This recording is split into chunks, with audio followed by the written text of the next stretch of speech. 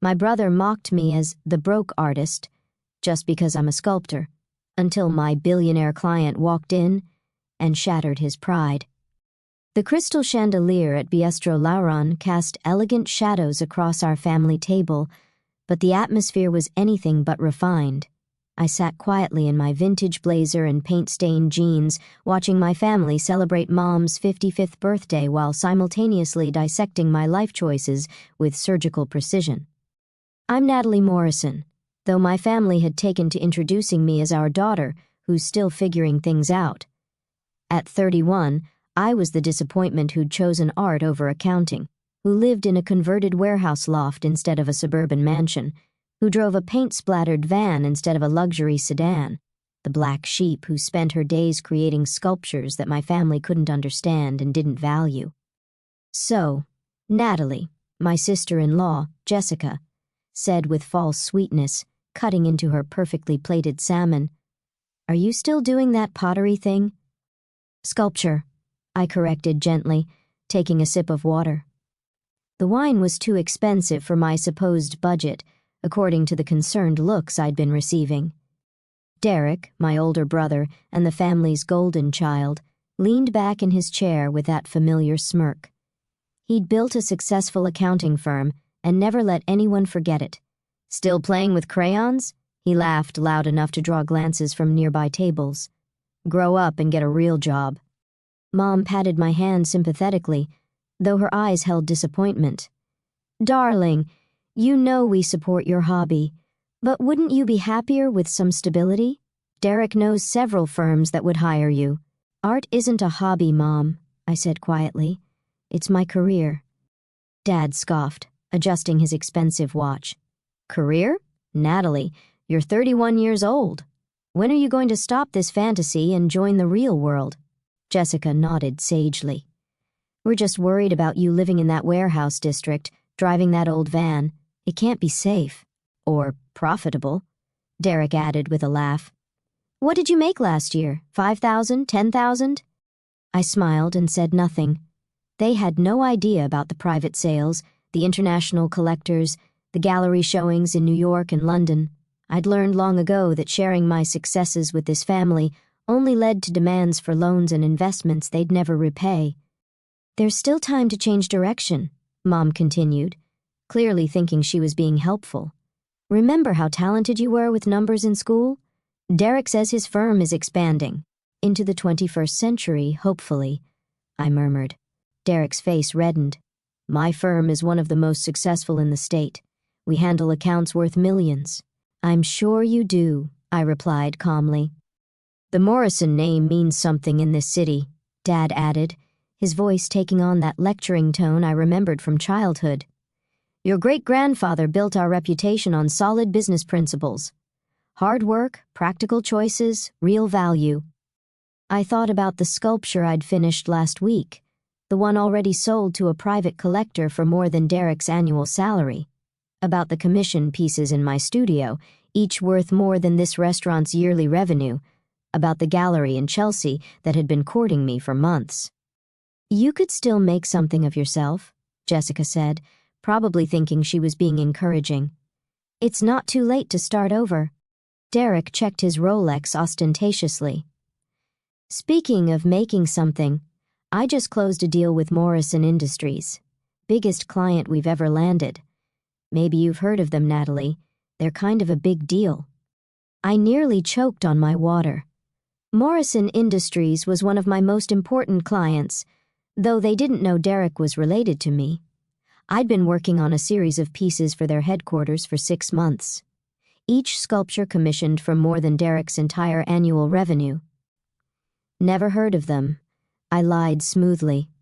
"Well, you wouldn't move in those circles," Derek said condescendingly. "The CEO is Alexander Morrison, tech billionaire, Forbes list. You know, successful people." The irony was delicious. Alexander Morrison and I had been discussing art and philosophy for months. He'd become not just a client, but something approaching a friend. He had no idea I was related to his new accountant. "I'm sure he's very impressed with your services," I said carefully. Mom leaned forward conspiratorially. "Derek, Didn't you say Mr. Morrison is single? Maybe he'd be interested in meeting Natalie. A successful man like that might be just what she needs to get her life on track. I nearly laughed out loud. Alexander and I had dinner planned for next week, though my family would have been shocked to know it wasn't the first time. "Mom," Derek said with exaggerated patience, "a man like Alexander Morrison doesn't date struggling artists. He moves in circles where people have actual achievements. Real accomplishments," Dad agreed. "Not finger paintings." Jessica nodded. Perhaps Natalie could take some business classes, learn to present herself better. First impressions matter in the professional world. I was about to respond when the restaurant's front door opened with a flourish. A familiar figure strode in, commanding immediate attention from the waitstaff. Alexander Morrison, tech billionaire and art enthusiast, swept into Bistro Laron like he owned it, which, knowing his portfolio, he very well might. His eyes scanned the dining room and landed on our table. His face lit up with genuine pleasure. "Natalie," he boomed across the restaurant, his voice carrying clearly through the hushed dining room. "My favorite artist." Every head in the restaurant turned to stare. The maitre d' practically materialized at Alexander's side, bowing and scraping as he guided the billionaire toward our table. My family sat frozen, forks halfway to their mouths, as one of the most powerful men in the city approached us with obvious familiarity. Alexander reached our table and, without hesitation, leaned down to kiss my cheek in the European fashion. "I was hoping I'd run into you. Are you ready to discuss that $50 million commission we talked about?" Derek's fork clattered to his plate. The sound seemed to echo through the suddenly silent restaurant. "Alexander," I said warmly, standing to properly greet him. "What a lovely surprise. I was just having birthday lunch with my family." His eyebrows rose with interest. "Family? How wonderful." He turned to my shocked relatives with his trademark charming smile. "I'm Alexander Morrison. Natalie's been working on the most extraordinary sculpture series for my headquarters. Absolutely revolutionary work." Mom's mouth opened and closed like a fish. Dad had gone completely pale. Jessica looked like she might faint. Derek, ever the opportunist, recovered first and shot to his feet. "Mr. Morrison." "Derek Morrison, Morrison Accounting. We spoke yesterday about your quarterly reports." Alexander glanced at Derek with mild interest. "Ah, yes, the accountant. Small world." He turned back to me with obvious preference. "Natalie, I've been thinking about our conversation regarding the Tokyo installation. The cultural ministry is beside themselves with excitement." "Tokyo," Mom whispered. "50 million, Dad croaked. "The Mori Art Museum is hosting a retrospective of Natalie's work next spring," Alexander continued, clearly enjoying himself. "Though I suppose you already know that. Must be very proud of your daughter's international recognition." The silence at our table was deafening. Around us, other diners were whispering and pointing. Several people had their phones out, no doubt recording the interaction between the famous billionaire and the artist they just discovered was related to the mortified family at table 12. "Perhaps I could join you for a moment?" Alexander asked, though he was already signaling the waiter for another chair. I never pass up the chance to meet the family of someone so talented. As he settled into his seat, I caught Derek's eye. My brother looked like he'd seen a ghost.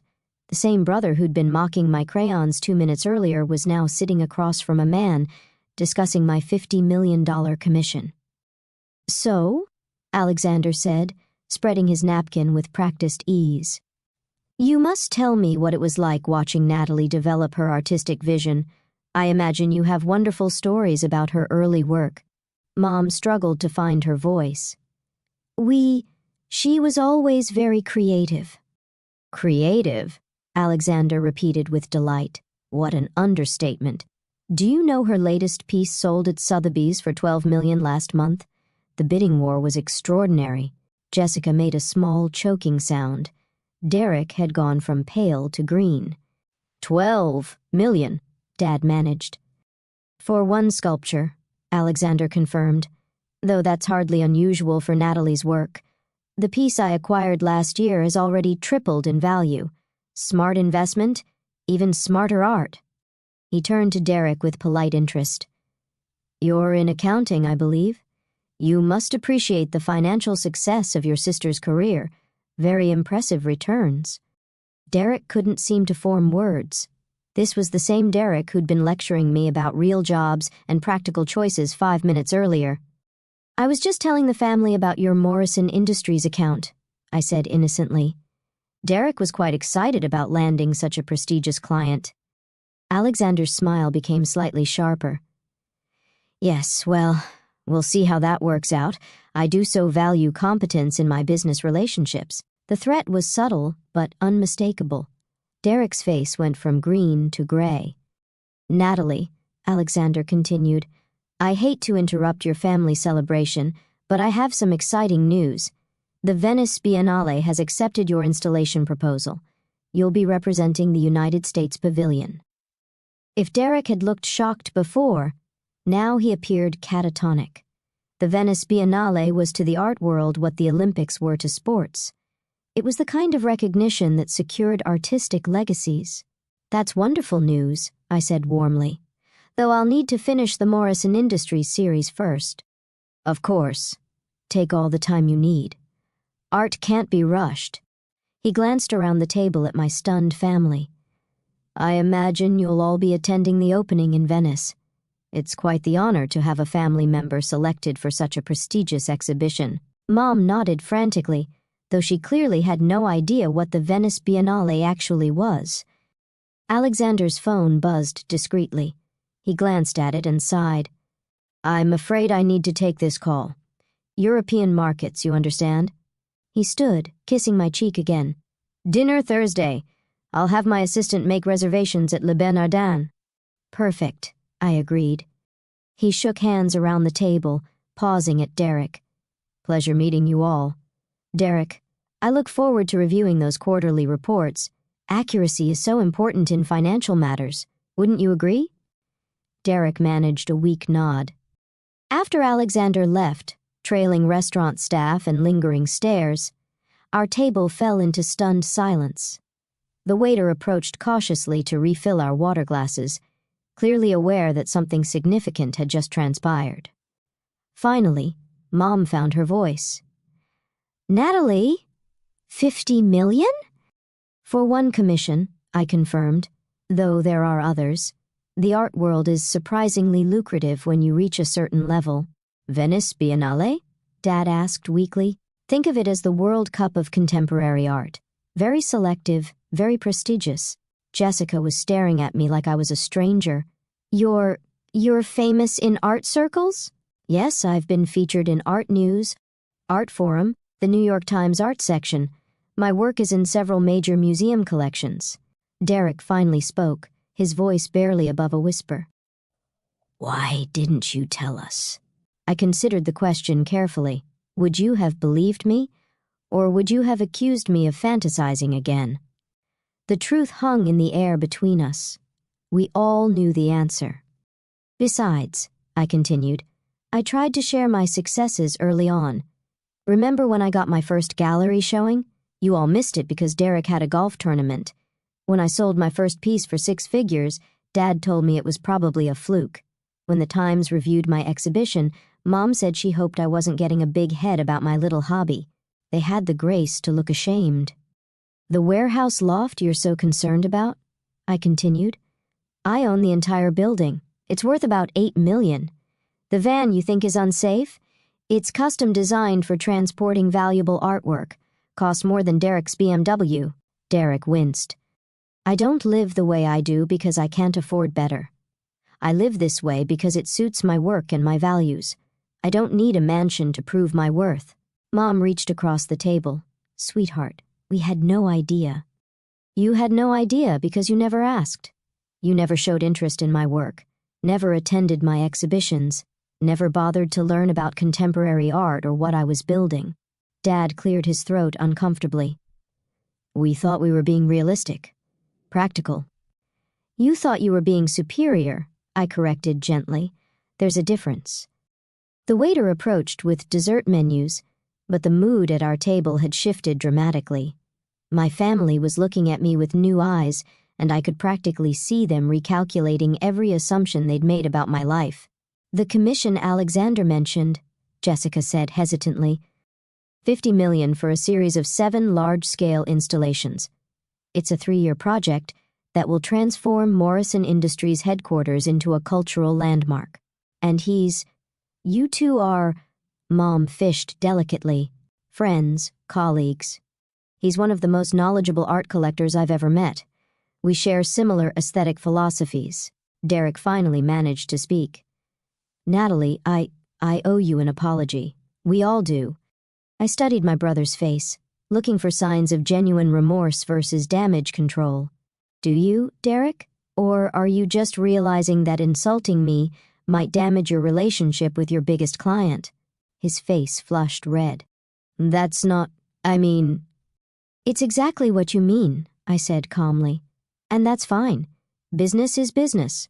But let's not pretend this is about family suddenly realizing they were wrong. This is about social and financial calculation." Mom looked stricken. "That's not fair, Natalie. We love you." "I know you love me, Mom, but you don't respect me. There's a difference." I signaled the waiter for the check. Alexander was right about one thing. First impressions matter in the professional world, and you've all made very clear impressions about what you think of my profession. "Where are you going?" Dad asked as I stood. "Back to my studio. I have a $50 million commission to work on." Derek grabbed my arm. "Natalie, please, can't we start over?" I looked down at his hand on my sleeve, then met his eyes. "Derek, you've spent 5 years mocking my career, my lifestyle, and my choices. Now that you've discovered I'm financially successful, you want to start over. Do you see the problem with that?" He released my arm, looking genuinely confused. "You don't want to start over because you realize you were wrong about art, or because you understand my passion for creating. You want to start over because you're afraid I'll cost you your biggest client." The accuracy of my statement was written all over his face. I pulled out my wallet and placed enough cash on the table to cover the entire bill, plus a generous tip. "Happy birthday, Mom. I hope you have a lovely rest of your celebration." As I walked toward the door, I could hear the urgent whispered conversations starting behind me. Damage control, recalculations, new strategies for dealing with the family member who just revealed herself to be worth more than all of them combined. Outside the restaurant, I sat in my paint-splattered van for a moment, letting the irony of the situation wash over me. For years they'd pitied me, now they'd fear me. Neither reaction had anything to do with who I actually was as a person. My phone buzzed with a text from Alexander. "Hope I didn't cause any family drama. Your brother seemed surprised." I typed back, "Only the good kind of drama. Thank you for the perfect timing. Lunch Thursday to discuss the Tokyo details." "Absolutely. And Alexander, Derek really is a competent accountant. Don't fire him on my account." "Generous of you. See you Thursday." I started the van and headed back to my studio, where 7 partially completed sculptures waited for my attention. $50 million worth of art that would outlast any family drama, any social calculation, any temporary shift in their perception of my worth. In my rearview mirror, I could see my family still sitting at the table through the restaurant's windows, their heads bent together in intense conversation. Tomorrow, Derek would probably call. Maybe Mom would stop by the studio. Jessica might even ask to see my work, but it wouldn't matter. Real relationships aren't built on sudden revelations of financial success. They're built on years of support, understanding, and respect. Things my family had never offered when they thought I needed them. I pulled into my warehouse district, past the converted lofts and artist studios, into the loading bay of my building. $8 million of prime real estate that I'd bought with the proceeds from my finger paintings. Inside my studio was exactly as I'd left it. Sculptures in various stages of completion, sketches covering the walls, the controlled chaos of serious creative work. This was my real world, not the one my family had tried to push me into. My phone rang. Derek's number appeared on the screen. I let it go to voicemail. Some bridges, once burned, can't be rebuilt with sudden declarations of support or belated recognition. My family would have to decide whether they could learn to respect me for who I'd always been, not just for what they discovered I was worth. As for me, I had work to do. 7 installations to complete, a Venice Biennale to prepare for, and a career that had succeeded magnificently without their approval. Sometimes the best revenge isn't proving people wrong. It's proving yourself right regardless of whether they're watching. 3 months later, I stood in the Morrison Industries headquarters, watching as the final installation was carefully positioned in the main atrium. The Sculpture series had exceeded even Alexander's expectations, drawing art critics and collectors from around the world to see the transformation of a corporate space into a cultural destination. "Extraordinary," Alexander murmured, standing beside me as we watched the installation team make final adjustments. "You've created something that will inspire people for generations." The building's lobby had become a pilgrimage site for art lovers. The 7 sculptures created a narrative flow that guided visitors through a meditation on technology, humanity, and the future. It was, without question, the finest work of my career. "The Venice pieces are coming along well," I told him. "I think you'll be proud to see the United States Pavilion this year. I wouldn't miss it, though I suspect your family will want to attend as well." Derek had indeed called several times. So had Mom and Dad.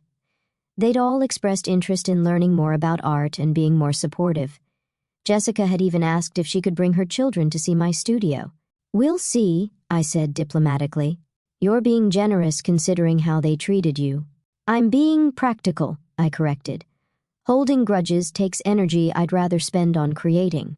Alexander smiled. "Spoken like a true artist. Focus on the work. Let everything else sort itself out." As we watched visitors experiencing the installations, I felt the deep satisfaction that comes from meaningful work.